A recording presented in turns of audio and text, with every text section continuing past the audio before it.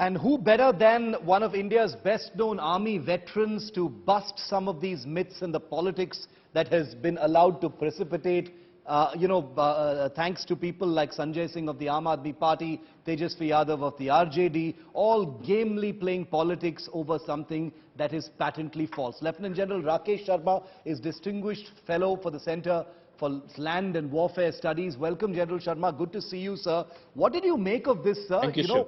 With people like I know that soldiers like you don't like getting into the politics of things, and you're uncomfortable with the whole tamasha that has gone on over Agnipath, where there are many substantive debates. But with politicians saying Jaativeer and putting up screenshots, General, of the recruitment form, which has, to my understanding, been the same for many decades now together.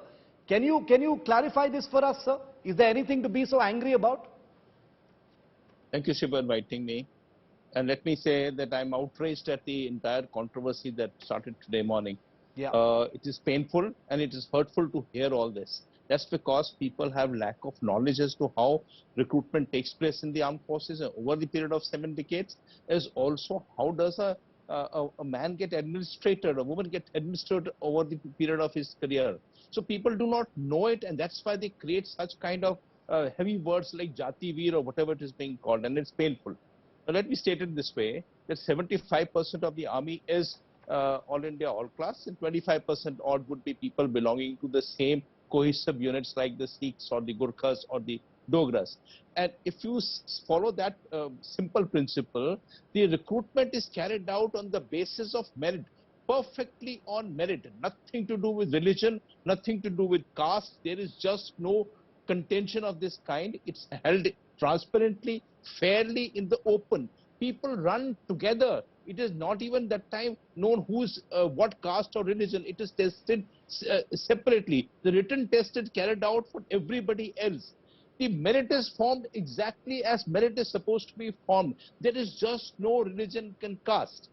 After the merit has been formed, then people will say, okay, let's put the Gadwalis who have been recruited into Gadwal regiment, and the Sikhs who go to Sikh regiment, or Sikhs, Majbis and Ramgarhias go to Sikh light infantry or go to the Bombay engineering group. So the division has been carried out at that time to cover the wastage of the regiments and the battalions that is supposed to take place in the course of 1 year. It's actually based on the recruitable male population. It's absolutely fair.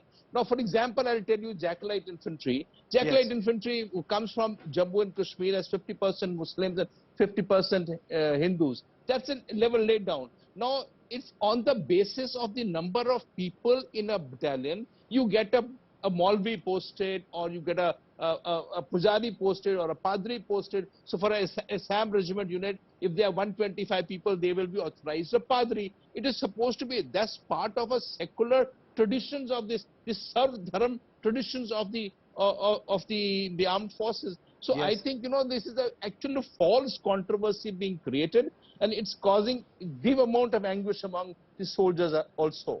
And General, these are elected representatives. These are not some fringe elements. These are elected representatives who are making these claims through their official Twitter handles, which are followed by hundreds of thousands of people. Could this have a damaging effect, sir? Or, could, for instance, people who are planning to send their loved ones into the army under the Agnipath scheme, they could be misled potentially by something like this? I don't think so. You see, if you say that there is a rally being carried out into an area, the parents also land up in the rally. The rally is a good mela. It's like it's a good fair. There are thousands and thousands of aspirants, and there are thousands and thousands of parents there. Every relatives are watching it, what's happening. They see how the running is carried out, how the physical exercises, how measurements have been done, how medical has been done, how written has been done. It's all in the open, in the sight of everybody else. It's duly recorded. There is civil administration there. You cannot hold a recruitment rally without the concurrence of the local DC, because he gives you date and time. It's all perfectly, and most of these gentlemen who will raise the issue will know this, because the civil administration is as intimately involved into recruitment processes of the armed forces as the armed forces are. So to say that there is something being carried out for the purpose of just because the column is necessary. It has got no relevance till the time merit is formed. It gets importance only Yes. when you have to give him a battalion. He Gurkha, he goes to Gurkhas. If Yes. he's somebody else, he goes somebody else. So, it's a very simple and fair manner of doing things. Absolutely. And you're saying that nothing of this kind needs to actually be changed. It's a very fair process. This is one institution that works completely on merit, does not discriminate for, for any reason whatsoever on the basis of community and caste. That's what you're categorically saying, General. The reason I'm asking it again is because people are listening. There are people, and let's face it, sir, in this age of social media, people will suddenly see that form. They may not have the background information about, what this form is really about and all those things which you have just clarified. That's the reason why I'm asking you once again that there is categorically no discrimination on the basis of caste in the armed forces.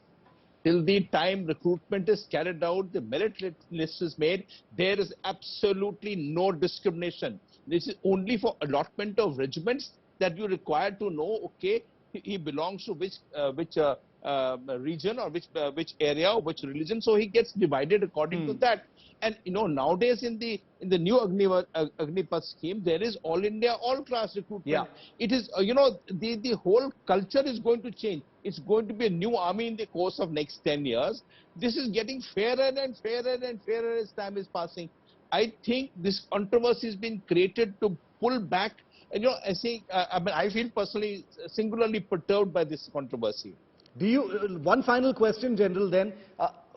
How do you feel, as someone who has spent his entire life in the armed forces, what would it possibly feel like for those within the armed forces when they see politicians making irresponsible and, ill-informed, malicious comments of this kind?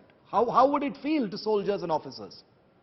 So, Shiv, ours is a very strong organization. The kind of cohesive bonds that we have with each other, where each man is fighting for his life along with his buddy and his friend, which can be any religion or any caste. To say many of these larger number of people who will be listening to it will be smiling and, saying, look, these gentlemen don't even know how I got recruited and how I joined it. So I'll say the strength of the organization is that such controversies will come and will keep coming. We still have to stand on our feet and remember how I got into the service, which was perfectly fair and transparently. You couldn't have said it more clearly, and I hope your message echoes to all those who are wondering what this entire controversy is really about. You've heard it from a soldier, a general, a person who's spent his time in the armed forces, a person who's given blood, sweat and tears in uniform, clarifying for you that there is no caste discrimination. This is an alarming act of political irresponsibility by certain sections of the opposition that is being conducted in this manner. General Rakesh Sharma, always a pleasure to have you, sir. Thank you. Thank you. Good to see you. My pleasure. And take care. Thank you very much for being with me on this show.